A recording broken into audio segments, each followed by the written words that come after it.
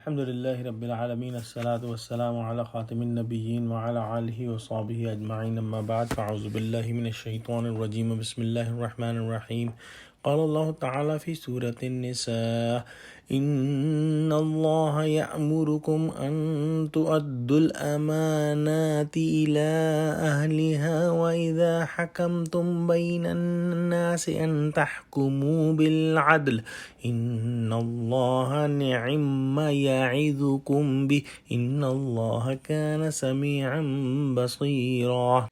Translation: Indeed, Allah commands you to return trust deposits to their rightful owners, and when you pass judgment between the people, you must judge with justice. Excellent is that advice. Indeed, what Allah gives you. Surely, Allah is all hearing, all seeing. There is a narration about this ayah that after the conquest of Mecca, Prophet Muhammad took the key of the Kaaba from Usman bin Talha Hajbi, and he went inside and prayed and came out. Then Hazrat Ali radiallahu ta'ala anhu, and according to some narration, Hazrat Abbas bin Abdul Muttalib asked for the key. He did not give the key to any of them, and he returned the key from whom he took it, and he recited this ayah, and he said that, O Bani Talha, this key is a trust deposit for you from Allah, and nobody will take this key from you except the transgressor. And since that day, the key is in the same family. Quran has mentioned several times about the returning of trust deposit, meaning amanat, to the one who deserves it.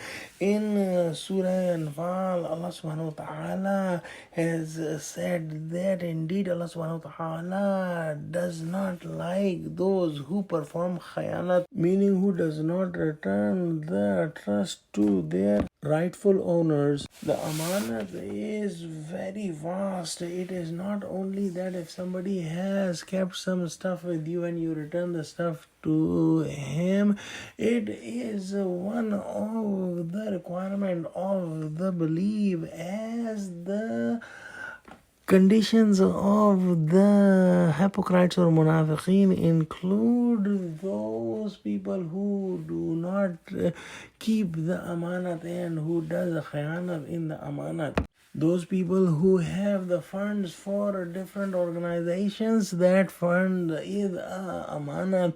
Similarly, do not give the jobs to those who are non-deserving, because doing this is also khayanat. Similarly, if somebody asks any advice, giving them the right advice is an amanat that must be performed, and one must not look into the house of anyone else, because this is an amanat of that person and must be taken care of. Allah subhanahu wa ta'ala commands to perform all the decisions with justice, and whoever is not performing the decisions according to the Sunnah and Quran are doing transgression, and transgression brings lots of calamities in a society.